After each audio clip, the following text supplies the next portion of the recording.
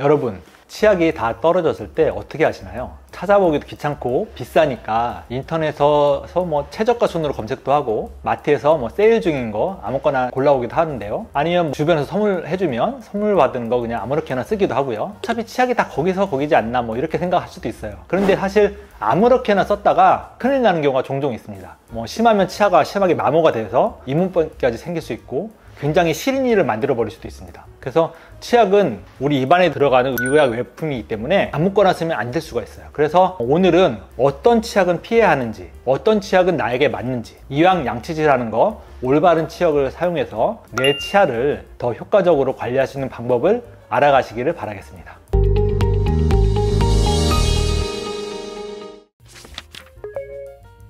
치약에는 반드시 들어가는 성분 중에 연마제라는 것이 있습니다. 연마제라는 것은 쉽게 생각하면 아주 작은 돌가루라고 생각하면 됩니다. 근데 이 돌가루가 왜 들어가 있냐면 입안에 있는 치석이나 치태를 효과적으로 제거해 주기 위해서 들어가 있는데요. 돌가루가 들어가 있기 때문에 분노 양치 너무 세게 하시면 이 돌가루가 치아를 닳게 만듭니다. 그래서 치경부 마모증이라고 해서 치아가 마모가 돼서 시리신 분들이 있어요. 하루에도 몇 명씩 진료를 하는데 이 치경부 마모증 계신 분들을 너무 시리다 그래서 거기 레진이라는 걸 떼어주는데요. 내가 치아가 시리신 분들은 칫솔질은 부드럽게, 그리고 치약을 고를 때 연마제가 적은 치약을 사용하시면 좋습니다. 왜 그러냐면 우리나라 사람들이 뭐 미국이나 유럽 이런보다 칫솔질을 보통 강하게 하는 습관이 있어요. 근데 뽀드득한 느낌이 너무 강하게 든다면 치약에 연마제가 많이 들어갈 수 있어요. 연마제는 영어 대문자로 RDA라고 표기를 하는데요. 이 연마제 표기는 의무적인 표기사항이 아니에요. 그래서 보통은 안 써 있고요. 낮으면 치약 회사에서 그걸 자랑하기 위해서 포장지에 적어두는 경우가 있어요. RDA 60 정도면 연마제가 낮은 치약에 속합니다. 그래서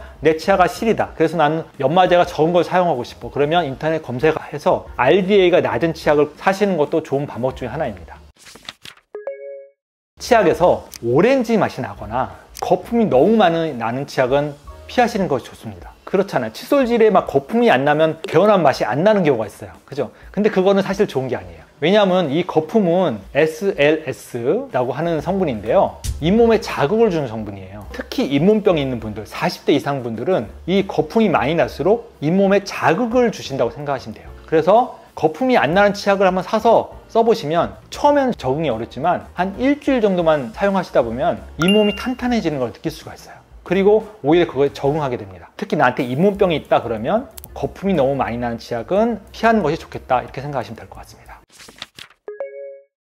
첫 번째로 연마제가 너무 높은 치약으로 아주 분노의 칫솔질을 했을 때 치경부 마모증이 생길 수 있죠. 얼음물을 드시거나 아이스 아메리카노 먹으면 아 시려, 이렇게 할 수 있죠. 이 두 번째, 잇몸이 약한 분들이 거품이 너무 많은 치약을 사용하면 잇몸에 오히려 자극을 줄 수 있다. 그래서 잇몸병이 오히려 더 심해질 수 있다. 근데 반드시 들어가야 되는 성분이 하나 있어요. 눈치채셨을 것 같은데 바로 불소인데요. 뭐 요즘은 무불소 치약이나 저불소 치약도 나오기는 하는데요. 이 불소는 충치 예방에 아주 중요한 성분이라서 1000에서 1500ppm 정도는 함유된 치약을 고르시는 것이 좋습니다. 이렇게 말하면 실제 원장님이 쓰시는 치약이 뭔가 이렇게 물어보는 환자분들이 있는데요. 제가 쓰는 치약을 추천드리는 것보다는 환자 개개인에 맞는 치약을 선택하시는 것이 좋을 것 같아요. 성장기 어린이들, 초등학교, 중학교, 고등학교, 아니면은 20대 젊은 사람들은 가장 많이 생기는 게 충치입니다. 그래서 충치가 잘 생기는 나이대이기 때문에 이때는 반드시 불소가 1000ppm 이상 들어간 치약을 고르셔야 됩니다.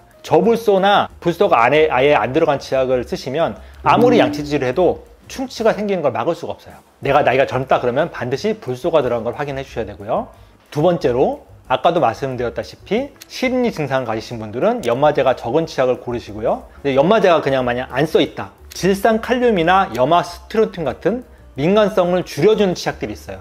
보통 시린이 전용 치약이라고 하는데요. 그래서 이런 전용 치약을 쓰시면 뜨겁거나 이게 차가운 온도 자극에 민감한 그 민감성을 줄여줄 수가 있습니다. 40대 이상의 잇몸 질환이나 치주 질환이 있는 분들은 아까 거품이 나는 치약은 피하라 그랬잖아요. 그리고 좋은 성분이 있어요. 이런 분들한테 트리글로산이나 불화주석과 같은 항균제가 함유된 치약을 고르시면 됩니다. 인터넷 검색하면 다 나와요. 이런 항균제가 들어간 치약을 찾으시면 잇몸 건강에도 좋고 치주 질환의 진행을 예방하기 때문에 아주 도움이 됩니다. 그리고 네 번째, 착색이 되거나 누런 치약, 변색된 치아가 고민이신 분들 있잖아요. 미백 치약이 도움이 되겠죠. 근데 미백 치약을 고르실 때 한 가지 주의하셔야 하는 것이 있는데, 미백 치약은 기능성이기 때문에 잘못 사용을 하면 부작용이 생길 수가 있습니다. 미백 치약마다 써있는 주의사항을 반드시 읽어보시고 잘 지켜주셔야만 치아를 부식시키거나 치아를 민감도를 증가시킬 수 있는 그런 부작용들을 없앨 수 있습니다.